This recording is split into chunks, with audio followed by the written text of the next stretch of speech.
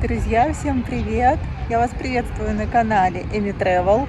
Сейчас мы находимся на родине победителей чемпионата мира по футболу 2023 года. Мы в Аргентине. Сегодня я расскажу, как мы здесь оказались, зачем мы здесь оказались и как давно мы находимся. На самом деле мы здесь живем уже порядка 2,5 месяцев. Мы прилетели сюда в середине марта. Целью нашей было это рождение ребенка и получение ребенком гражданства Аргентины по рождению. У нас была достаточно долгая подготовка к нашей поездке. Мы начали задумываться о том, чтобы родить ребенка в странах Латинской Америки.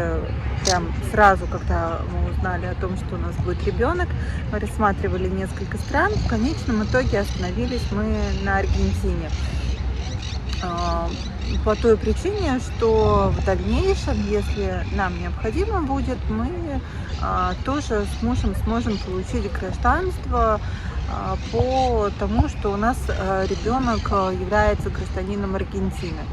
На самом деле получение гражданства — это не такое простое и быстрое дело, как где-то могут сказать, но это проще и немножечко быстрее, чем в других странах Латинской Америки. То есть подаваться на гражданство мы имеем право с момента, как у нас появляется ребенок, и ребенок получает внутреннее удостоверение личности.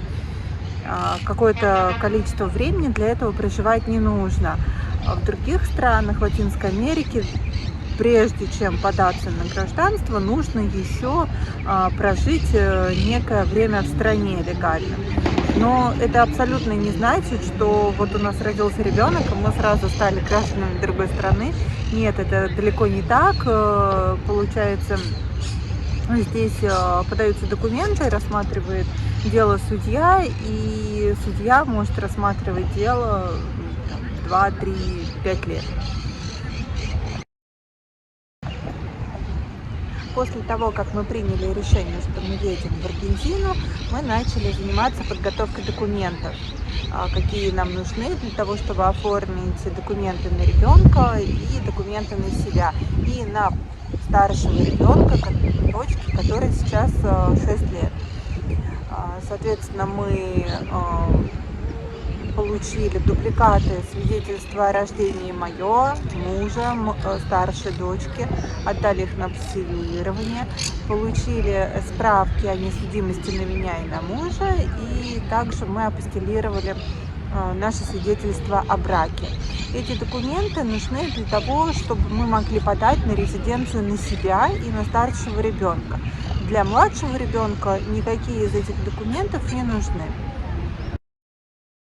Спустя 2 месяца пребывания в Аргентине мы успешно стали второй раз родителями, подали на дочку младшую документы в регистр Севиля, это что-то наподобие нашего ЗАГСа, и получили свидетельство о рождении.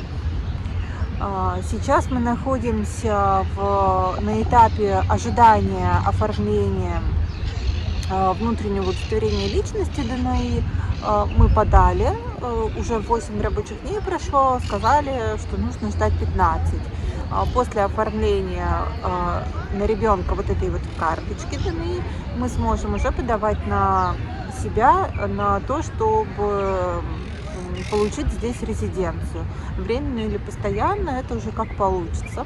Это въезды у нас примерно через дней 20 заканчиваются эти 90 дней, и как раз нам нужно подтверждать свой легальный статус нахождения в этой стране. Основание у нас — это наш ребенок аргентинец, мы не можем его здесь оставить, мы должны за ним присматривать, ухаживать, и это является основанием получения нами резиденции на текущий момент. Ну и, соответственно, дело по гражданству тоже мы можем открыть сейчас. Как получится, пока не знаю. Мы пока планируем возвращаться в Россию а там как получится. Как я сюда прилетела? Мы сюда прилетели компанией турецкие авиалинии. Мы летели самым коротким по времени рейсом, который занимает 28 часов. Мы вылетели в 2 часа ночи из аэропорта Внуково, и по местному времени где-то в районе 10-11 часов вечера мы прилетели в аэропорт Буэнос-Айреса. У нас была стыковка где-то 3-4 часа в Стамбуле. У нас была техническая пересадка в аэропорту Сан-Паулу. И, соответственно, мы прилетели сюда. Летела из Москвы, я вылетала с дочкой вдвоем. В Стамбуле к нам на пересадке подсел наш муж, мой муж. И втроем уже из Стамбула мы летели сюда. Больше всего переживали за ребенка, как ребенок перенесет достаточно такой сложный перелет. Но оказалось, не так страшен черт, как его малюет. Все, в принципе, произошло нормально на всех этапах, и никаких проблем у нас не было. Я прилетела сюда на 32-33 неделе беременности. В России я получала у врача справку о том, что у меня нет противопоказаний к перелету.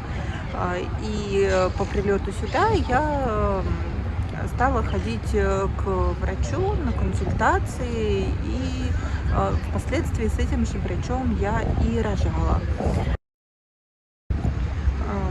Здесь процесс заключения договора с клиникой и с врачами немножко отличается от того, что в России. Здесь отдельно заключается контракт с командой врача и отдельно заключается контракт с госпиталем. Некоторые врачи могут в каком-то отдельном госпитале принимать роды, имеют право, некоторые во многих. По стоимости у меня контракт врача вышел в $1600, и примерно в 120 тысяч рублей у меня обошлась стоимость госпиталя.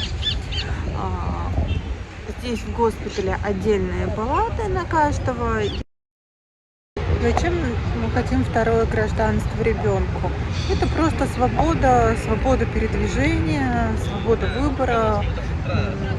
Сейчас у нас есть такая возможность, в том числе финансовая, и мы решили подарить ее нашему второму ребенку. Будь у нас такая же возможность мысли и с первым ребенком, возможно, я думаю, мы поступили бы точно так же. Таким вот небольшим получилось видео, в котором я рассказала, где мы сейчас находимся, какая у нас цель, зачем, почему, примерно сколько мы здесь уже живем. Я надеюсь, что сейчас видео на нашем канале будут немножечко почаще выпускаться. Вот, и мы будем показывать нашу жизнь в Буэнос-Айресе, возможно, влоги будем показывать, места и какие-то интересные моменты.